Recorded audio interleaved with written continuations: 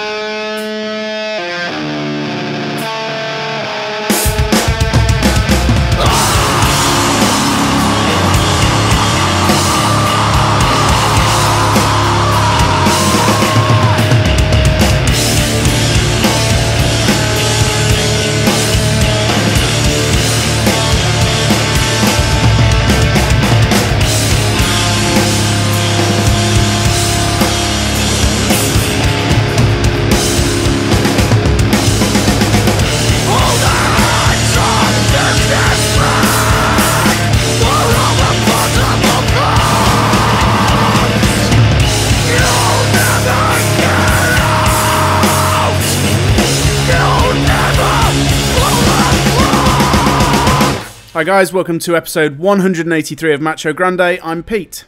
I'm Matt. And we kicked off the show. I am really liking the sound of that filthy awesomeness. That band are called Geist, and that track was called Services Rendered, and I think that sounds amazing. Yeah, nice, nasty, good way to start off this week's show. There's not much information about them, but they've just released a 6-track called Disrepair, which you can go to geistuk.bandcamp.com, and they're from the northeast, and that's about as much info as I know. Okay, fair enough. But yeah, that sounds really good. Keep an eye out for more from them, because I reckon that EP is going to be worth checking out. Yeah, I've only heard that song and something that they put on Facebook earlier in the year, so yeah, I'm looking forward to hearing the whole thing. What are we doing today then? Well, today we are doing another double album review show. We're going to be reviewing the brand new Enter Shikari album and the new Marilyn Manson album, Shikari's The Spark and Marilyn Manson's Heaven Upside Down. What you been listening to? Well, what have I been listening to? Because it's still been full on. I don't know about you. I'm still backlogged to hell. Yeah, very backlogged. Well, where to start? New Godspeed You Black Emperor, Luciferian Towers. Yeah. Now, I mean, that's heavily in my listening pile. How are you getting on with it? Yeah, I've gone through it maybe twice, so I'm still sort of early days with it, but I'm liking what I've heard so far. I think it's absolutely up there. I think it's maybe the best one they've done since they came back together. And it feels a bit more on point. And I don't know if you've noticed this, but some of the... Because there's no drone tracks this time, but some of the kind of build-up, kind of interlude-y type tracks, they've played some of that stuff live for a few years. So some of it already feels quite nicely familiar, which is really cool. Yeah, really good. Yeah, I mean, like I said, liking what I'm hearing of it so far. I just need to get a bit more familiar with it. Yeah. The only thing that really stood out initially was just how it feels like it's missing a track at the end.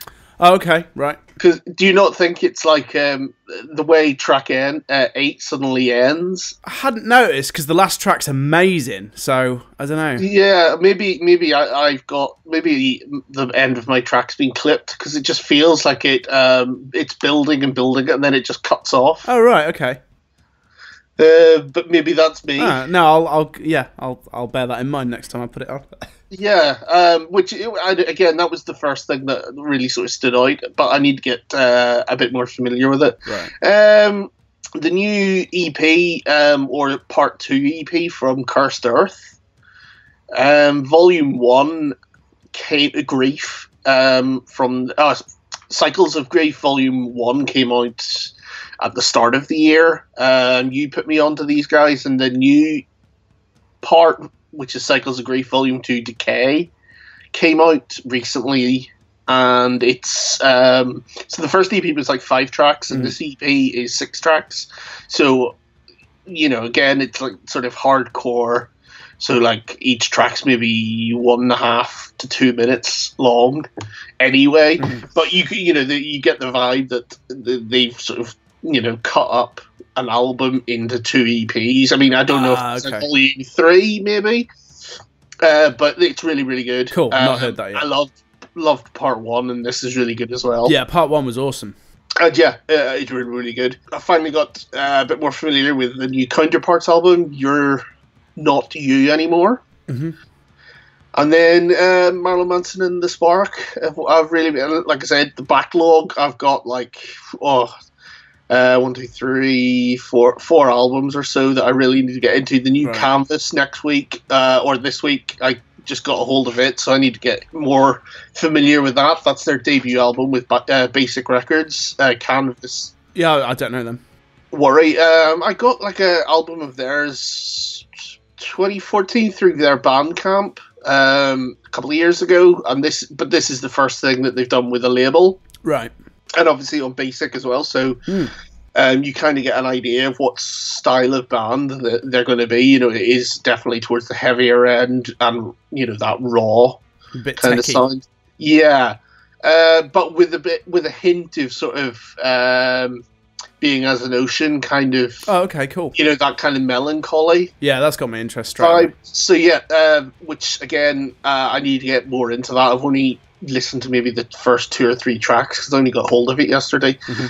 And then other things in my queue, the new 4 Giants, Unfold, and I need to properly get into August Burns Red. I've only done sort of one proper listen through it as well. I've not heard that yet. I'm surprised. Have you not been listening to Crazy Fists?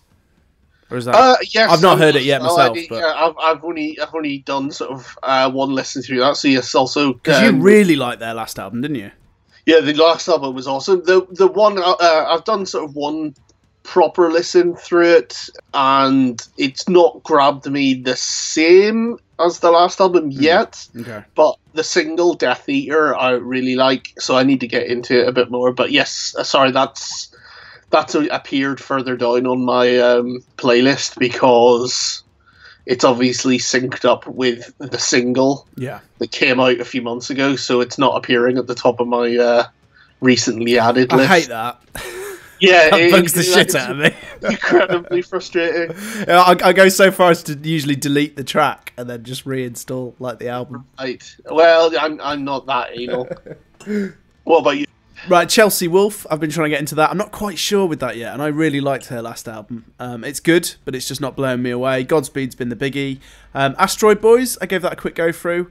Oh yeah. It's just not quite for me. It's not really my thing. They're getting requested quite a bit at the club though. A track called Check is worth checking out. Citizen, that's really got my interest. And that album, people have again asked for them for quite a while, and I've not really heard their stuff before. I always kind of saw the name and very wrongly I thought they were some kind of pop punk band. And they've got a few bits out prior, and they sound brilliant. I'm really looking forward to properly delving back into their stuff. But their new album sounds really good. The Ongoing Concept, which we're going to play next. Great American Ghost, their new album. And then Wolves in the Throne Room I finally got round to. And again, another band that, on paper, I should love that band. And I've just never got into them. And I've given this album maybe 3 listens, and I'm still not getting into this one either. So Right. I just don't think they're for me. But I couldn't tell you why. Really weird. And Circus Survive. That's grown on me as well. Ah, yes. And I think that's about it. Didn't you? You got to a gig as well, didn't you? I did, yeah. The other night I went to see In Heart's Wake. It was the first night of the UK tour, supported by Gideon and Silent Screams. Oh, sweet. And really good night. Decent turnout. Silent Screams were okay. I mean, I really like the new single, but I don't know what it is about. I don't know what it is about them. It's just they're you know, like they're just shy of sort of getting into that Bury Tomorrow category. Like they just can't seem to break into that kind of.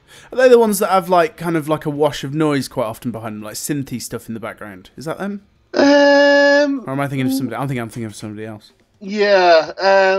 I mean, it's just that sort of UK Metalcore. that metalcore. Yeah. But again, their first album had a different vocalist, and then the last releases have had this new singer. I mean, that original singer left like several years ago. I mean, it is going back. So they've done like a couple of albums since then. They've just released a new EP, or a new song, sorry, called Low, which is free to download, which is really good. It's just, I don't know what it is about live. They just don't seem to have, I don't know, they just don't seem to have the same sort of charisma maybe as like Bury Tomorrow, where, I don't know, they just seem a bit not quite breaking through to their that next level, really. Right, gotcha. Gideon were awesome, just purely based on the fact that last, the most recent album, I really enjoyed, and they were kind of the main reason I went to see them. And that last album, Cold, just has some really bouncy riffs to it. I mean, did people seem to know their stuff, or? Yeah, there was, but again, the sort of music that they play, even if you don't know it, it's very head bobbing. Right, yeah. Because it's just sort of chugs and, you know, those kind of beat down riffs in that sort of Hatebreed, Pantera kind of the Money riff. Yeah. Kind of head bob. And what they do is quality. So they were really good fun. I mean, again, glad I got to see them. And In Heart's Wake were really good. I mean, cool. I'm not so much a fan of some of the stuff they've done recently. Like, they've got a couple of good singles on the last couple of albums, but like, I don't know. Yeah, I mean, I haven't been that fussed for a while, but I would imagine that they have enough good songs now to do a good set. Yeah, exactly. I mean, like, there's enough good singles that their live show's pretty good fun. They have a good bit of banter, and you know, they've got that sort of. I mean, because they're from Byron Bay, same as Parkway, they've got a similar sort of Parkway surfer vibe, where you know, jumping into the crowd with inflatables and doing silly things. But you know, they were fine. It was a solid night, but I was really happy with checking out Gideon. Cool. You seen any gigs recently? No. Okie dokie. We had Dragon Force at the club last night, but I actually couldn't get parked anywhere near the club, so I thought I'll catch the last couple of songs and then missed them completely. Oh, I'm gutted for you. So we're going to play a band called The Ongoing Concept. Now, they appeared on my radar on their last album because it got really good reviews. I checked it out and didn't really like it. It wasn't quite for me. Have you heard these? Because they are quite quirky. No. This is well worth a listen. We're going to play a track called You Will Go. I think they're a genuinely quite exciting band in the same way that somebody like, Let Live just have that energy and quirk and charm. I think this band have got it in the bucket loads. I'm not quite sure it's for me. And there's an element of... this is their third album. It's coming out on Solid State. It came out this week. But okay. I don't know, there's a bit of... there's a bit of sleaze to it, and there's a bit of bounce to it. Do you remember, what was that band, like Foxy Shazam? Do you remember them? Or, no. It's got... we'll play the track, and you can see what you think. But I think there's a lot of charm to this band, and I'm looking forward to properly getting into this album. So, yeah. I don't think I've got much else information about them, really. But, yeah, the album's called Places, and this track is called You Will Go.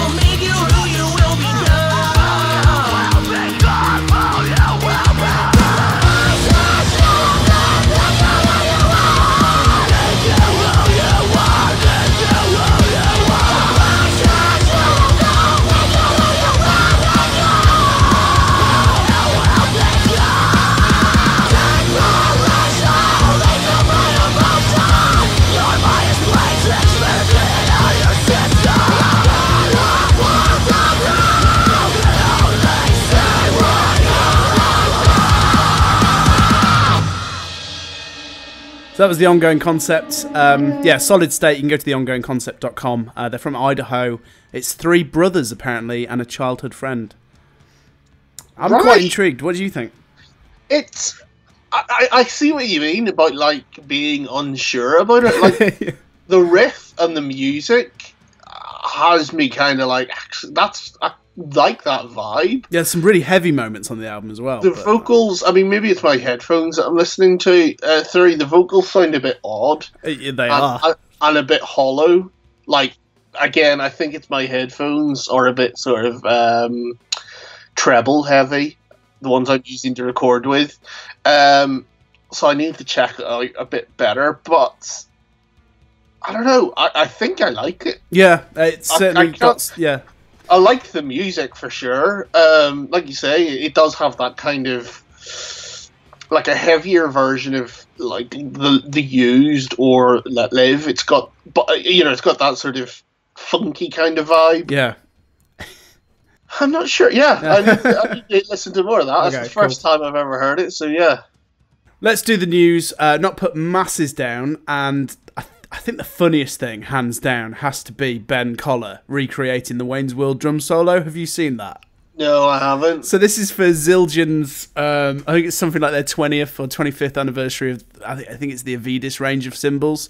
So they got Ben Collar, and they've recreated, you know, the scene where Garth just timidly taps the cymbals and then does his solo. Right. And it's fantastic. So that's worth a watch. I'll have to hunt that down. Yeah. Rob Flynn. Not really. Oh, I've been seeing videos of him pop up. What's been happening? So, because of the shootings that just happened in Las Vegas, Rob Flynn has come out and said that he doesn't want to play Davidian anymore because of the line, "Let Freedom Ring" with a shotgun blast. Okay, well, to be fair, the guy wasn't using shotguns. No, and I mean, on the one hand, it's Rob Flynn's song. He can do what the fuck he likes with it. And if he decides he doesn't want to play it, that's up to him. But on the other hand, the more this guy does, I just think he seems like a bit of an ass, and like he just has to put his mouth everywhere and just come up with random shit just for the headlines. And it's starting to really bug me about him, because I love Machine Head, you know, and him, but I don't know. It just seems a bit weird now that he has to weigh in on everything all the time, and to come out with such a big comment as that. Yeah, I mean, I suppose... I mean, again, I think that you already have a sort of disliking of him anyway, and this just adds or, you know, amplifies that kind of vibe. Yeah, no, I'm sure. So, but yeah, I'm just watching the Ben Collar video. Oh, cool, brilliant. Apparently, I've not seen it, but apparently there's some kind of post-credit thing that I've not seen that has got more geeky humour. But okay, so write it out to the end and see what that is. Okay, yeah, very good. I like it. He likes to play. Chino has come out saying he wants more of Carpenter's riffs at the forefront of the next Deftones album. So obviously this comes on the back of one of the largest press stories surrounding Gore was the fact that Steph Carpenter didn't have as much to say, or his riffs weren't as prominent on the album. Yeah, that he's sort of on record as saying that Chino came up with the majority of it, and he didn't feel that there was place for guitars. It didn't say that he hated it. No, the clarification was it sounded as good as it was. It didn't. It felt like guitars were going to encroach on the album. I mean, I think that story got a bit overplayed on the last album, and I think all the press kind of ran with it a bit too much than was necessary. But, I mean, my only thought on it is, and I think I said this on the review of the album, is, I love his riffs.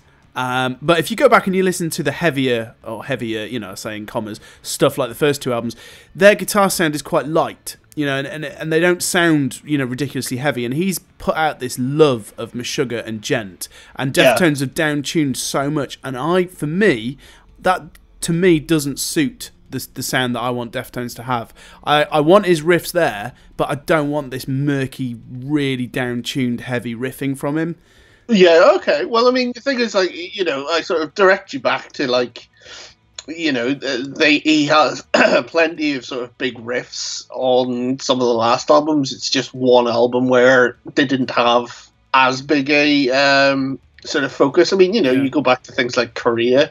Yeah, but again, that's much high. Like, all the stuff on that's incredible. But those last couple of albums, they just seem to have down-tuned so much that all the heavy riffs, although they sound good and heavy, it's all a bit swampy. Do you know what I mean? Like, it's all a bit... And compared to what Chino's doing, I find them a bit too low. You know, I like... the first 3 albums are untouchable in terms of guitar sound. Okay. Yeah, I mean, also they've... you know, like the last 2 albums, you've got his name's just gone out of my head, the bassist. Oh yeah. Using like that Sergio, yeah, he's using that treble bass guitar. Oh right. So it's a 6-string treble guitar or baritone guitar, sorry. Yeah. So again, that's again lowering the sort of tuning scale that they're based in. Yeah. But again, you know, I treat it as each album is going to be a unique thing that they produce anyway. So yeah. But you know, it does excite me like some more riffs. Fair enough. I mean, I definitely think that they've got another. I mean, if you follow the sort of pattern that they seem to have been echoing, like, you know, the last couple of albums have been like, this is what this album should have sounded like, you know, like revisiting sort of like, this is what self-titled should have sounded like, this is what we would have liked, you know. I'm trying to think of what was the Saturday Night Wrist, like this is what Saturday Night Wrist should have sounded like, kind of thing, with like Koyu no Kan. You know, they've kind of got that thing. It would be nice for them to sort of revisit or like try to be like, okay, this is going to be, because you know they've easily got another White Pony in them. Oh, definitely, yeah.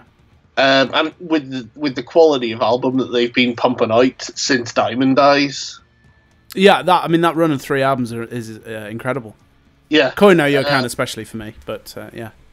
Yeah, Koyu no Kan. Oh, I don't know. Yeah, Koyu no Kan's great. I mean, I really do love Gore as well. Much as I love Gore, I haven't found myself putting it on. I haven't sort of been drawn back to it. Okay, I have gone back to it a couple of times this year. It doesn't help that we try and cram about 20 albums a week into our listening schedule. But, you know. I've probably come back to it more than Diamond Eyes, but then Diamond Eyes has been out a lot longer. Yeah. The only other thing I put down was obviously Marilyn Manson getting injured on stage. So injured on stage or falling off it? This was him getting crushed by his giant 2 guns on stage. I think he fell off a couple of nights before that, or the night before. So he's had a couple. I was going to say. He's had a couple. Bad timing and all. Well, yeah. You know, he doesn't need another sort of controversy regarding gun violence. No, not really. So, yeah, hopefully he'll be sorted pretty quick and back out on the road, because obviously he's in the middle of his new promotion of the new album and all. Yes, this is a good point. I think that's everything I'd put down. Yeah, I did have... What was it? Oh, yeah, obviously Parkway going to be going on a 10-year anniversary of the Horizons album. Ooh, Can't believe that's 10 years old. Yeah, mental. That is insane. And I believe... I mean, I don't know about in the UK, but they're taking out Polaris. Oh, cool. Awesome. With them, which... certainly on the UK, the Australian dates, I've seen that Polaris are going to be the band. And I'd quite happily go to that. Are they doing Horizons in full then, or? I'm not entirely sure. Or is it just not like Shikari doing like a celebration of it? No, I would assume so, because it has been a while since it's played most of those songs. I mean, it's like Killing with a Smile. They didn't do an anniversary thing for that, really. But they did do like the what was it? It's like 15 years of Parkway or something. Oh, okay. They did do an anniversary tour of the band, and like I think on their 10-year anniversary they did like a book for Parkway. Like they published this publication with all the sort of photographs of tours and things like that they've been on. Have you got that? No. It was a limited run, but oh, do you know what turned up in the post? I was really overjoyed. You know, a few shows ago I said I couldn't remember if I'd done the Kickstarter for 100 Suns. Yes. Well, it turns out I did at some point, because it turned up with the little tarot cards and everything. Oh yeah, mine turned up the other day as well. I was well happy about that. Yeah, oh, that's good. Yeah. I forgot I got the one with the tarot cards as well, so it was cool to have that all arrive. Yeah, no, awesome. Cool. Yeah, that's about it. There isn't really much else apart from check out this Converge Ben Collar Wayne's World video. I want to check that out after we finish. So let's do our first album in review. These are going to be sort of slightly shortened mini versions again, unless we properly go off ranting. So which one do you want to do first? Start with Marilyn Manson. Okay, sure. So turn it over. So this is his 10th album. 10th album. Heaven Upside Down. I got into Marilyn Manson kind of late. I actually didn't do the first couple of albums like the rest of you, and I have a real soft spot for Mechanical Animals. Okay, I'm I'm Antichrist Superstar. Yeah, which I think most people would agree with you. And it was okay at the time. I didn't mind the singles, but I wouldn't have said I was a massive fan. And it was more just circumstances and things that were going on at the time. I have a real soft spot for Mechanical Animals. And then after that, I'd say I've dipped my toe in, and not so much on the last couple of albums. In fact, I've still not even listened to the last album. So Pale Emperor. Yeah, which you said that was good. Yeah, I think it's really good. I mean, again, most of it you'd recognise because, like, the main theme from John Wick is the big single of Pale Emperor. I will go back and give it a listen, definitely. Which, like I said, I think I've said it many times before. Since listening to that album, that's got this kind of sleazy Johnny Cash kind of nightclub vibe. Yeah. Which I thought was really cool, because it was just that sort of Marilyn Manson's good at doing sleaze. Yeah, well, I've been really pleasantly surprised by this because I went in with no expectations and I didn't really mind, much as I'd like to see him do well. He's one of our biggest sort of icons of the scene, so it's good, to have a good, strong album by somebody like that. But I didn't really mind one way or the other what this was going to do. And I have to say, right from the first listen, really quite pleasantly surprised. And the thing with Manson is he can do lots of different things well. So like you say there, he can do that rock club stomper. He can do the sleaze if he wants to, and he can also do those kind of sort of quite dark, like brooding songs. He can do brooding they're really not well ballads, as well. but they're kind of melancholic and sort of sinister. And I think he's got a nice mix of all of it on this album. There's a couple of fillers, but generally, I think there's a nice mixture of just about all of that. And I think if I was a Marilyn Manson fan, I'd be over the moon with it. Yeah, I think I was going to echo it. I mean, I pushed for this the last week because I thought it would be an interesting one for you to check out, knowing that you've sort of, Marilyn Manson has gone off the boil, and certainly gone off the boil for you, and it would be interesting to come back to revisit the 10th album, or to revisit him on his 10th album. I mean, I haven't really listened much to Marilyn Manson since Hollywood. Yeah. Which I don't even remember how many albums ago that was. I mean, that was 2000. Oh, bloody hell. Right, yeah. Yeah. I mean, that was the last, and then I just not really followed until The Pale Emperor came out because those singles were getting such a push. And then, like, they had the fact that they were featured in, like, John Wick and several other movies. Like, that one had a buzz about it, and I thought that was a good...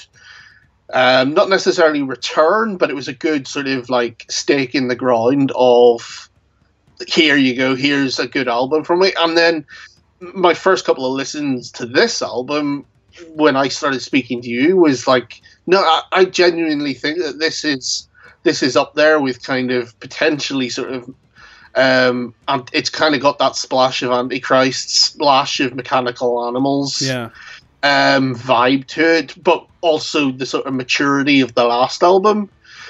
So it's like it's not like trying to revisit Antichrist Superstar in a sort of I'm 15, 16 years older. Yeah. It's kind of a bit cringy. This is kind of felt gracefully revisiting that sort of in a mature way. Yeah.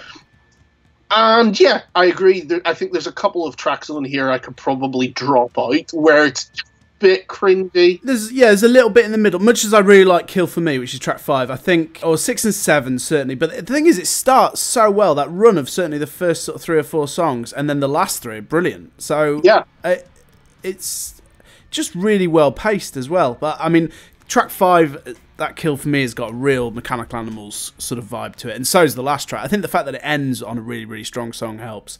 And then you've got all that catchiness of like Revelation 12 and which We Know Where You Fucking Live. It reminds me of like it's like a really dark version of a Sesame Street counting song.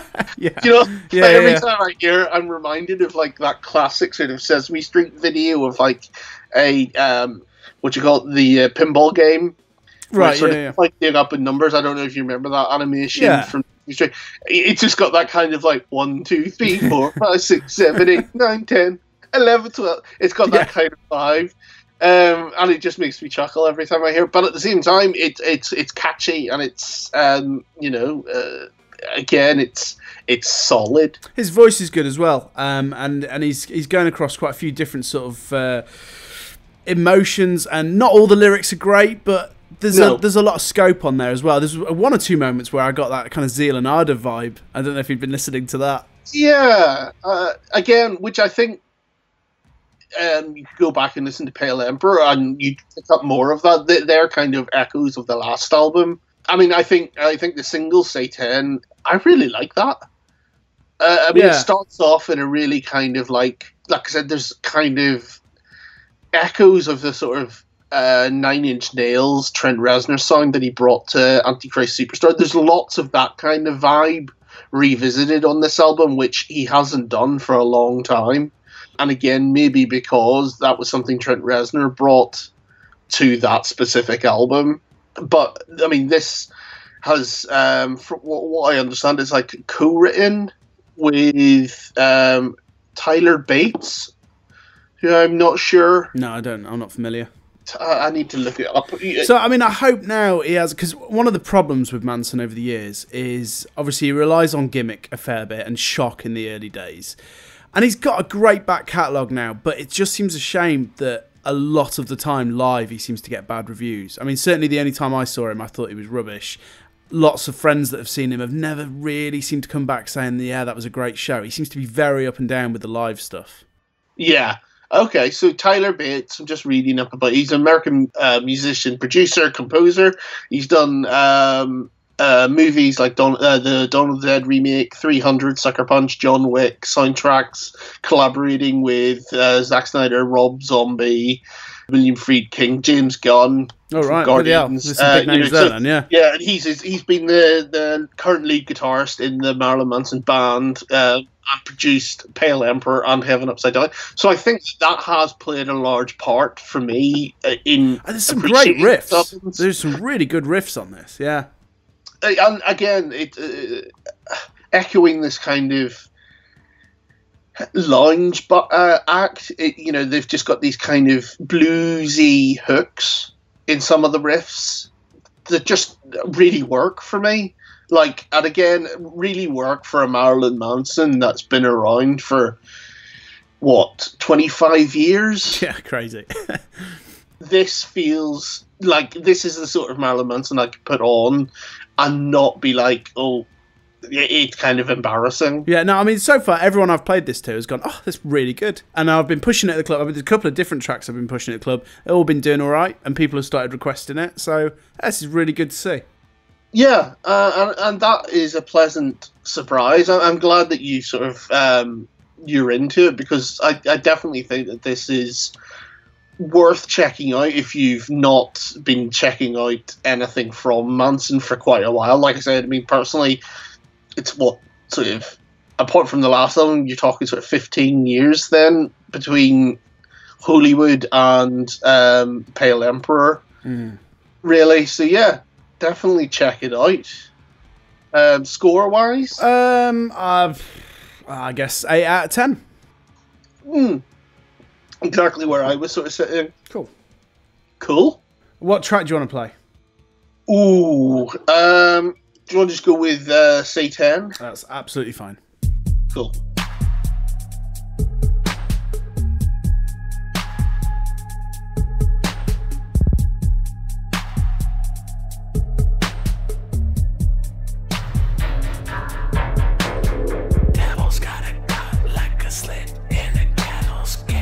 Dollar sign snakes. I'm holding the damn God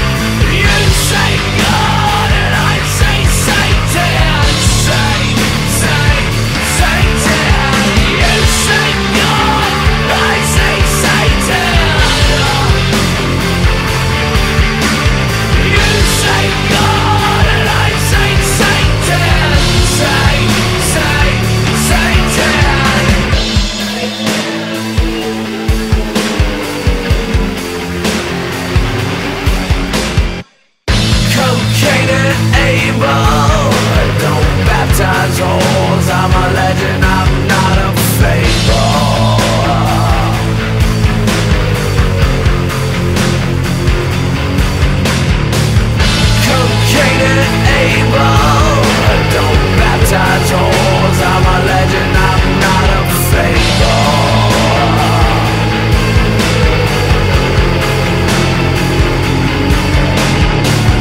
Cocaine and able, don't baptize holes. I'm a legend, I'm not a fable.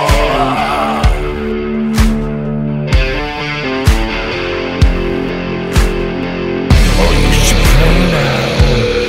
Is it above or is it below? You should play now.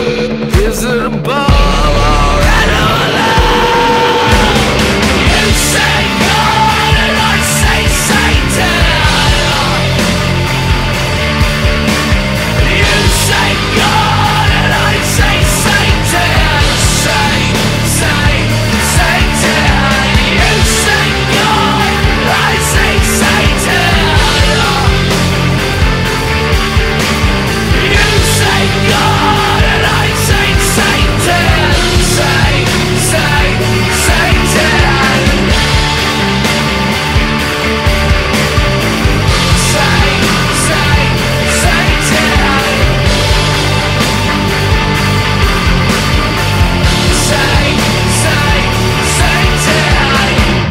Right, so that was our review of Marilyn Manson. Now we're going to move on to Enter Shikari, and this is their 5th album. It's called The Spark.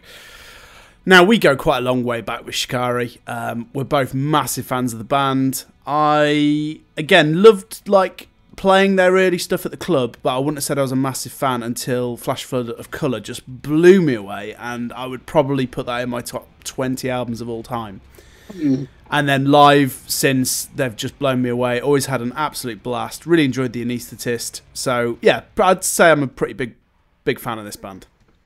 Yeah, I think I've been a fan of them since the Mothership EP, back whenever, they'd only really just started getting... I mean, I think I saw them supporting Evergreen Terrace in Peterborough back in, 2006. Amazing. I want to say 2006, 2007. They didn't have any of the electronica vibe that I can remember. Right. They were first on, then Parkway and Evergreen Terrace headlining. That's amazing. Which is crazy. Yeah. So I followed them for a long time. It pains me to say this because, I mean, Enter Shikari, I honestly think are one of our best bands. And not only that, but they are fiercely independent, quirky as hell, and not afraid to genre hop, and they have really strong messages on top with environmental issues and political issues. They really are just an honest, down-to-earth, amazing group of people.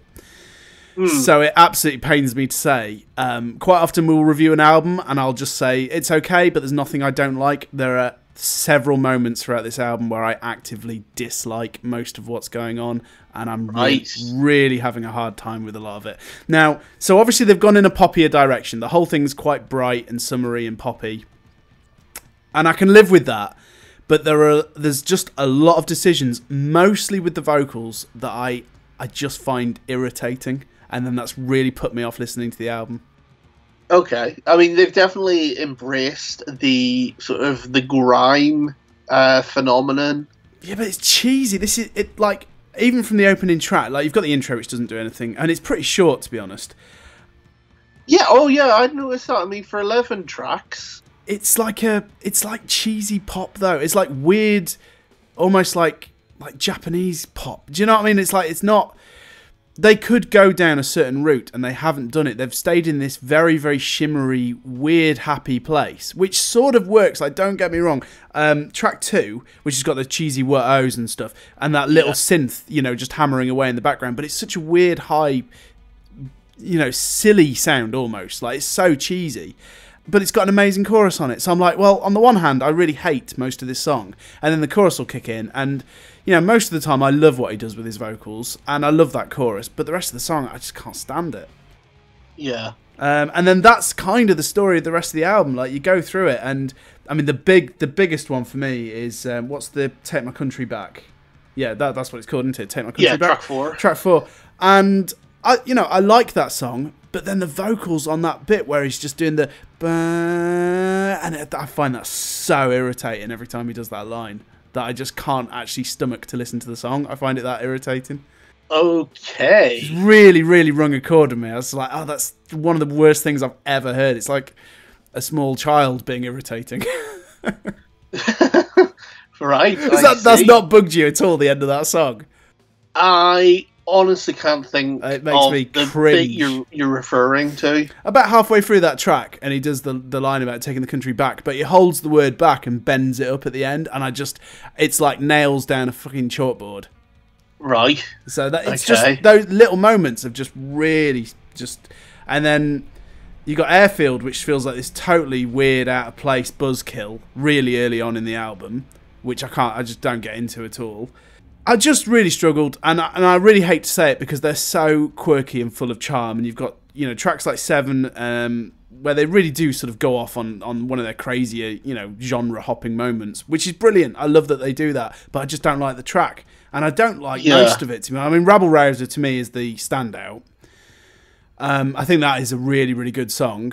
I think they're slightly missing a trick again in the second half, because like I'll play it at the club, and normally Shikari will do this amazing thing where they'll have a good track and then they'll have some kind of amazing either beat down, but it doesn't have to be like heavy. Sometimes they'll do just an amazing electronica moment, and this doesn't do anything. It just properly dips and then goes nowhere. So even as a club track, you can really see people vibing with it. It's got an amazingly good sort of stomp to it. Great chorus.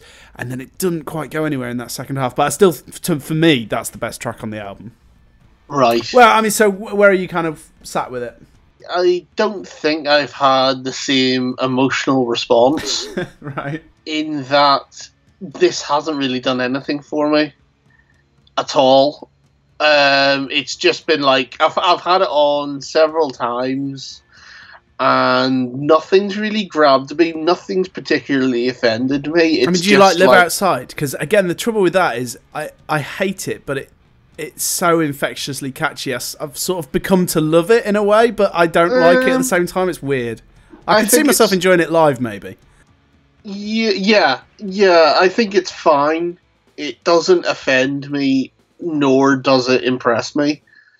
I mean, there's nothing on here that is like, there's nothing on here that's like a destabilize or sorry you're not a winner, or I'm trying to think, even just like, there's nothing like an antithesis. But if you put on Flash Flood of Colour, even the songs that aren't that big, they're amazing. Like stuff like Warm Smiles, and they're not their biggest songs, but they're so just amazing tracks. This doesn't have any of that, and there's a lot of tracks that are just a bit, you know, they just kind of wash over you. They don't really do that much. Like Undercover Agents, I think, is really, really bland. I think The Revolt of the Atoms, that's quite fun, and it's got a weird, like, really cool guitar tone, like almost John Carpenter sounding synthy guitar tone.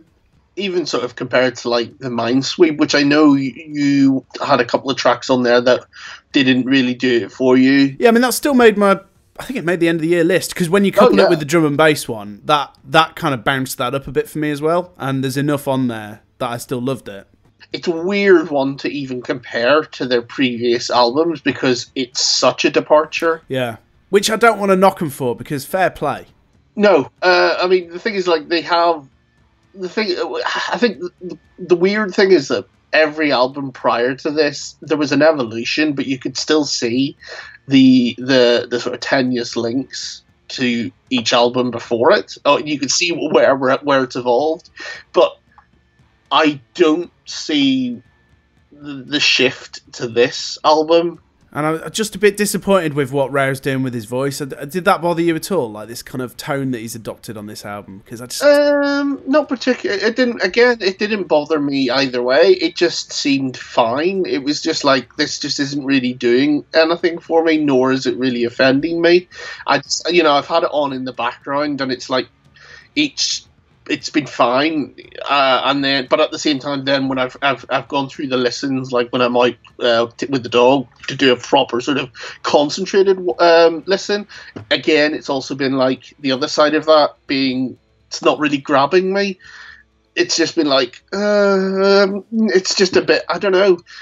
Have you seen much excitement like on your feeds? Because I don't know about you, no one seems to be talking about this album other than a few people saying it's rubbish. No, I haven't really seen anything about it. Which worries me because I thought it was amazing that they've got to do, last year they started doing an arena tour, and I was like, bloody hell, Shikari are doing an arena tour, that's amazing. And obviously typical of them, they're spending all their money on this ridiculous lighting rig and an incredible sound system. That's amazing. Yeah, I'm just worried that with this album, are they still going to be able to keep that? I don't know. Well, no, I think that this is an album that is a grab at, like a V Festival, or are those crowds going to care about Shikari? I suppose if they just with this album, I think so, because it does. Yeah, well, I mean, I haven't followed any kind of buzz or reviews of this album, so I'm not really sure. But it does feel like it's kind of particular grab at that more mainstream audience, that radio audience. Which is weird considering like they've had that crossover in the past anyway. They've always been a lot heavier as well with it than in the past. Yes, so I suppose if one of these songs does well and it grabs some of that different crowd, then great. That's good. And that's the flip side to it of Shikari all have, especially since like Flash Flood, have particularly sort of done these kind of isolated and compact pieces of work. So like Flash Flood is its own unique thing, and then there were loads of sort of standalone singles before it and after it were something different, and then the same thing with Minesweep was its own one complete body of work, and it was followed by loads of standalone singles that again had nothing to do. Again, it was just Shikari doing this like, oh, we're going to do this now, and we're going to do this now, and we're going to do this now, and this just feels like it's Shikari doing the Spark. No, this is what we're doing, and we'll come back because this does kind of follow on from the Supercharged standalone that they did, which was very drum and bass, and I know you didn't really like it at all. That single, I didn't really like any of the. Was there 3 singles in total or 2 before this? Because I didn't really like Redshift either, to be honest. Yeah, it was Redshift, and then that was towards late 2016. Then Supercharged was early 2017, and then this album. Yeah. And again, I think it just. I think that's the thing I accept with Shikari now, is that they do these bodies of work. And, they've probably got another sort of 10 singles in the bank already that they're going to drop as standalones that I will... Yeah, probably. Or, this is the thing, guaranteed that they've got these other things that won't be on albums that are going to stand alone. Yeah, I'm not worried about them. I mean, they constantly take me by surprise, and just the fact that I wasn't that sure about them for a while and then grew to absolutely love them, and then obviously their live show's so good. Yeah, the thing is, really like the front cover as well. I've not got a finished copy. I will buy it, but I really like that front cover. Okay, I mean, I am kind of a bit, like I said, it's not the same kind of reaction I would have, say, with Bring Me, where it's kind of just been like, this isn't for me. I see the audience that they're going for, and the band aren't for me anymore. But this feels like I still love Shikari. I still think their live show is for me. I still think their back catalogue's for me. This album in particular just isn't for me, but I have faith that they'll come back. Whereas, you've got bands like Brimmy who are just clearly not for me anymore. So yeah, I'm just disappointed personally, because it's like the last couple of albums have really been building. Flash Flood and Minesweep were brilliant for me. I'm just a bit disappointed. Like I said, I get the grime vibe that they're going with, but I'm neither offended nor, and I don't know. Maybe it's just me. It feels like it's a summer album that hasn't come out. Yeah, no, I totally agree with that. Doesn't help. You could have this. This should have been being played, in June, July, during barbecues, and out in the back garden, and coming out in sort of October, late September, October. Seems odd because I'd been out walking the dog in like storm winds, in my waterproofs, and it's just like, this doesn't feel right listening to this album while freezing. So yeah, a bit disappointed. Score wise, where do you sit? it's gonna have to be like a 3 or a 4 because I just don't think there's many good songs on it, and it's not even very long anyway. I genuinely only really like Rabble Rouser, and then I suppose Live Outside, but I don't really even like that. So 3. 3. Wow. Yeah. I don't know how hard I want to be on it because I'm neither upset nor. I mean, it's just even just being in the middle seems a bit like nah. I mean, I don't know. I'm a bit undecided on this one. I've probably 4 as well, okay. Or 4. Yeah, I mean, I'm 4 seems harsh, but even then, it's just like I don't think I will be listening to this album much for the remainder of the year. No. So yeah, I don't know. What song do you want to play? I mean, because I know Rabble Rouser was a single, but to me, that's the only decent song. Well, I leave that to you to decide. I mean, or the Revolt of the Atoms is weird and wonderful. I'd be very interested to hear what our listeners think. Please write in and let us know. info@machograndepodcast.co.uk. Where do you stand on this album? Even tweet us at Macho Grande Pod. Very interested to see what audience this is appealing to. Is it appealing to the back fans or is it appealing to new fans? So yeah. Yeah, cool. Yeah, which one do you want to do then? I don't care. Oh, we'll do Rebel Rouser. All right. Okay.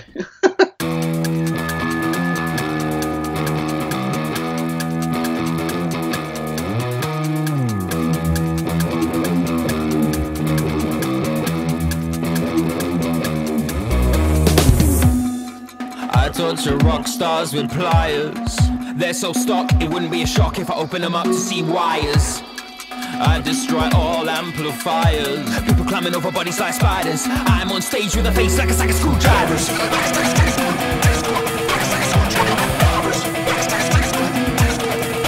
It's gonna be a showstop, roadblock, and we are the epicenter, the bedrock of a new sound. I say we're coming for you, and I say it with a face like a sack of screw.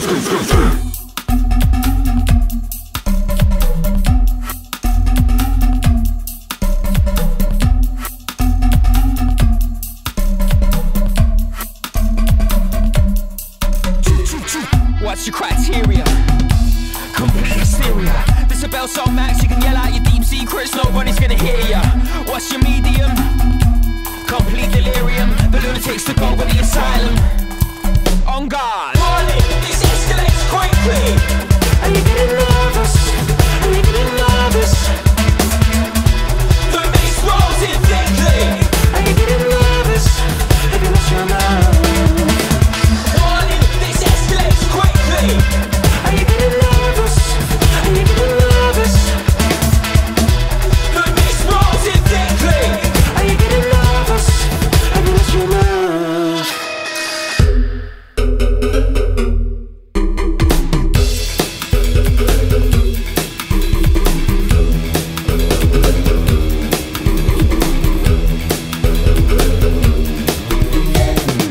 What's your technique? So unique.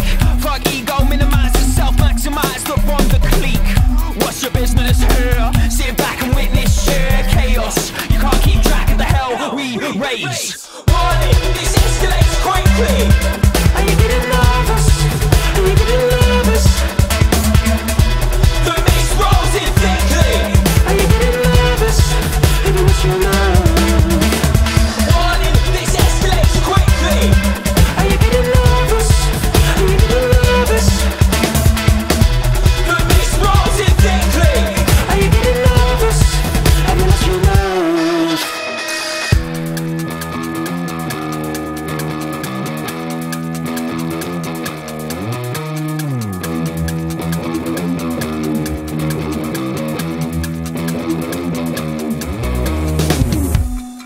I torture rock stars with pliers. They're so stuck, it wouldn't be a shock if I open them up to see wires. I destroy all amplifiers. People climbing over bodies like spiders. I'm on stage with a face like a sack of screwdrivers. Yeah,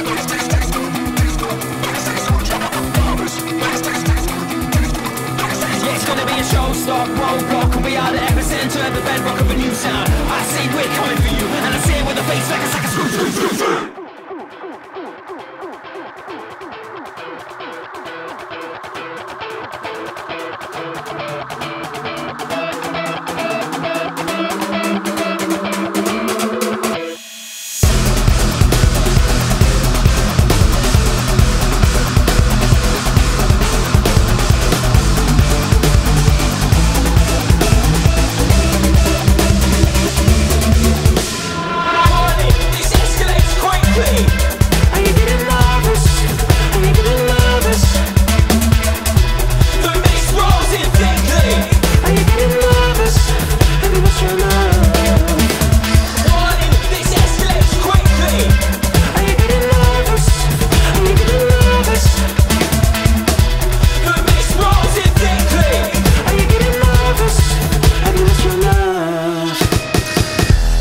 Right, so that wraps up our reviews. Not quite sure what we're doing next. Are we going to maybe do August Burns Red? Oh, yes, potentially. Hold on. There was something else that's coming out that I think is worth maybe doing another sort of double review, because there's a couple of... Let me just double check the schedule. Depending on when we come out, there's a new Trivium, the new And So I Watch You From Afar. Ooh, I didn't know about that. Cool. Although I haven't liked their last couple, but yeah. Yeah, the last album wasn't massively a fan of, but the one before I really liked. Let me just double check. There was also... I need to listen to the Black Dahlia Murder because that's getting just ridiculously good reviews. Really? Yeah, and I'm not a particularly big fan, but the reviews are just overwhelmingly good. So yeah. Okay. So yeah, there are a couple of other things. We'll let people know. There's also Converge. That's the one. We've got to do that. Yeah. And the Polaris album at the end of the month as well. So there is several things coming out, and even sort of like another couple of sort of double or triple reviews, because you've got the new album from Quicksand, which next month. Right, cool. And you've also got like Moss the Flame, Cannibal Corpse, Cavalera Conspiracy. So yeah, there's several albums coming out that's probably worth giving a sort of opinion on. We Came as Romans as well, a brand new album from them. So yeah, there's quite a few albums coming out that I think we could just throw a review out. Sure, okay. So, yeah, if you've got any suggestions or you want to send in your reviews, do send them in to info@machograndepodcast.co.uk. We've also got a voicemail, 05603 689 842, and we can play your recording on the show. Yeah, just wanted to do a quick shout out to Andrew Costello, who messaged us via our Facebook page, facebook.com/Macho Grande Podcast. He was just messaged us last week. Only just discovered your podcast from the 100 Suns review onwards. Absolutely brilliant, and would sum it up for me. And I'll be listening to every new podcast from now on. A total breath of fresh air, so cheers.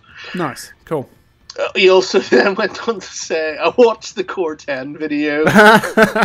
Oh my days, surely it's not serious. This has to be a joke. Watched it twice, all the way through. The worst thing I've ever heard since. You can't help but not watch it. There is something about it. You're like, I've got to watch it again. It is a car crash on film. The worst thing I've ever heard or seen. It makes Coal Chamber look as talented as Led Zeppelin. Brilliant. So yeah, he's just like, because I replied twice. You're brave. He said, my ears are definitely bleeding. 100 Suns, however, is immense. So thanks for bringing them to my attention. And December is his favourite track. So yeah, thank you very much, Andrew, for conversation via Facebook. It's great that you've discovered the show, and hope you stay with us for a while. Cool. Any new listeners, if you've not left us a review yet on iTunes, that'd do wonders. That'd be really nice.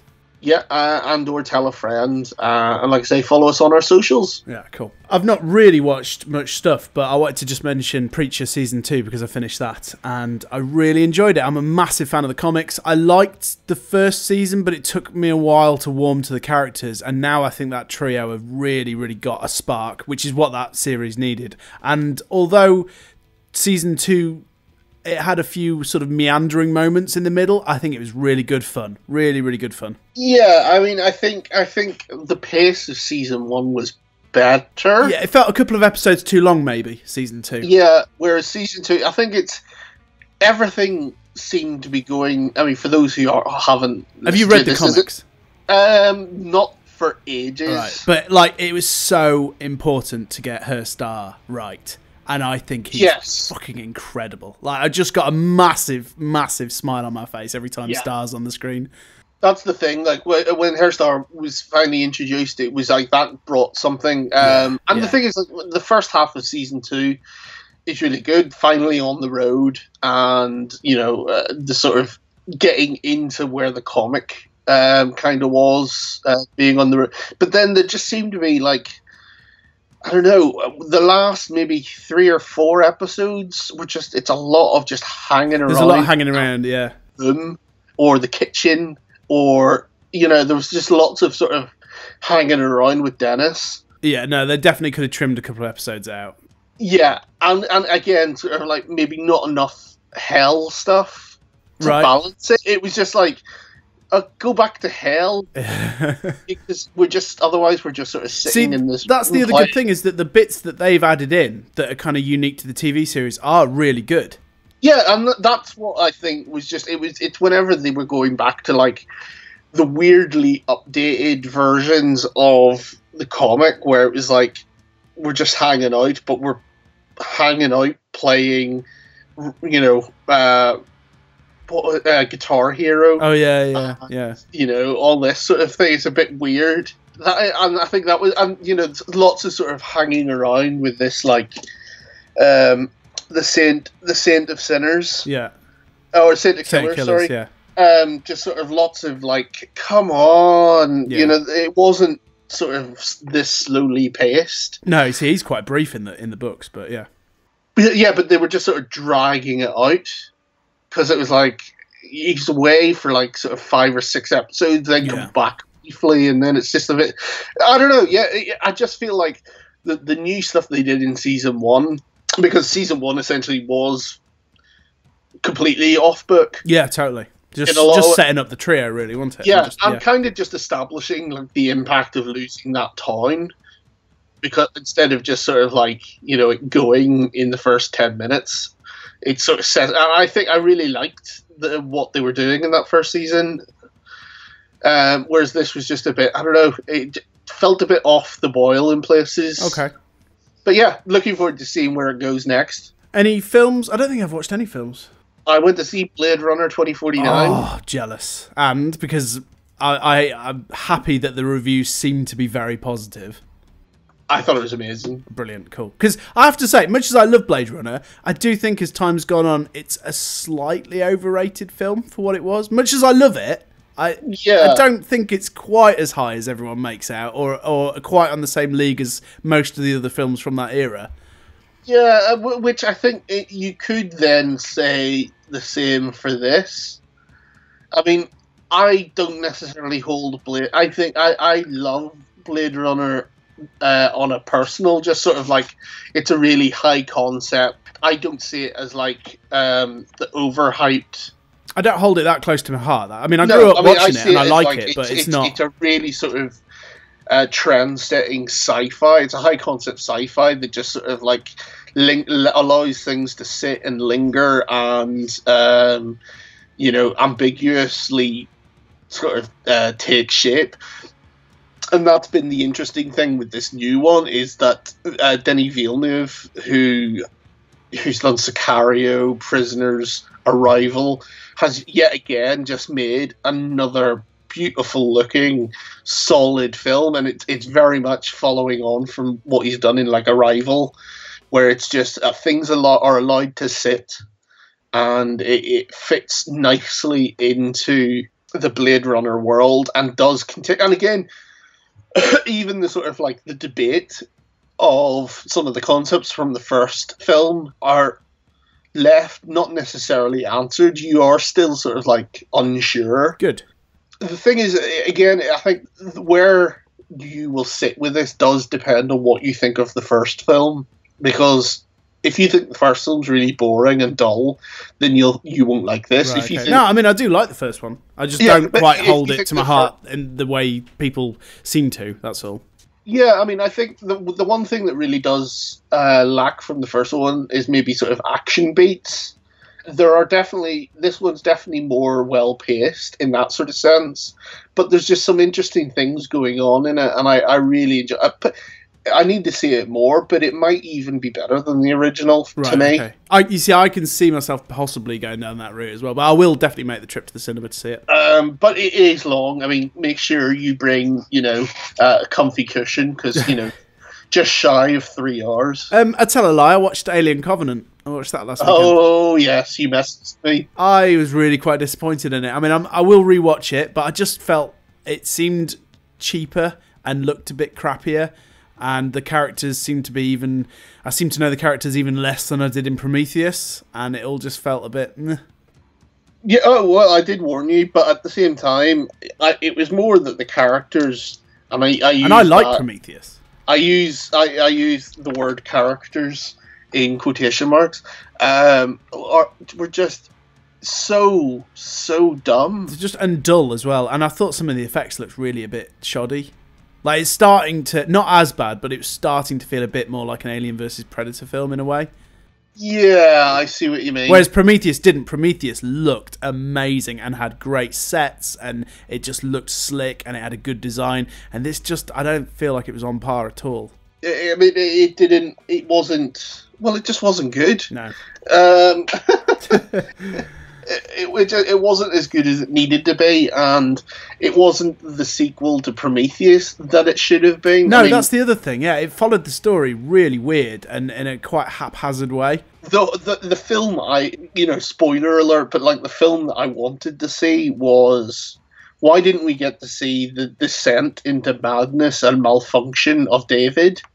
Yeah. Like, that's the film. Like, the film of him sort of being the mad scientist and what was with that weird flute scene though? Yeah, I'll do the fingering.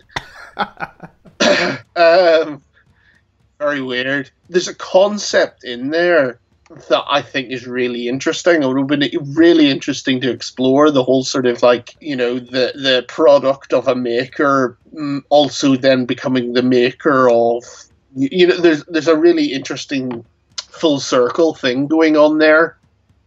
But they kind of gloss over that with all this other stuff, where the interesting it's like the interesting film is in there, and they've completely ruined. And they've done a Star Wars prequels.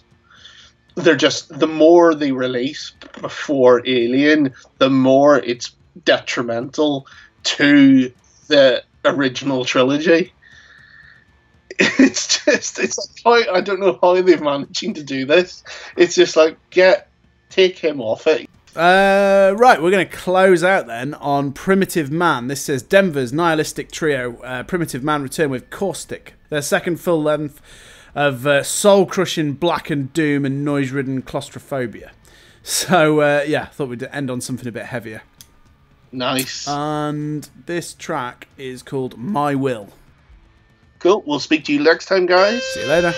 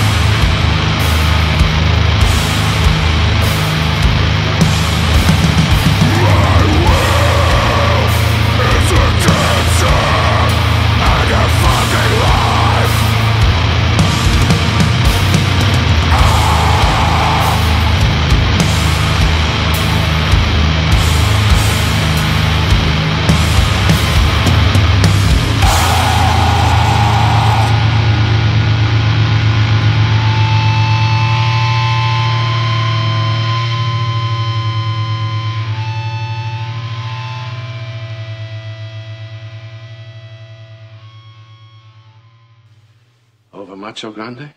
No, I don't think I'll ever get over Macho Grande.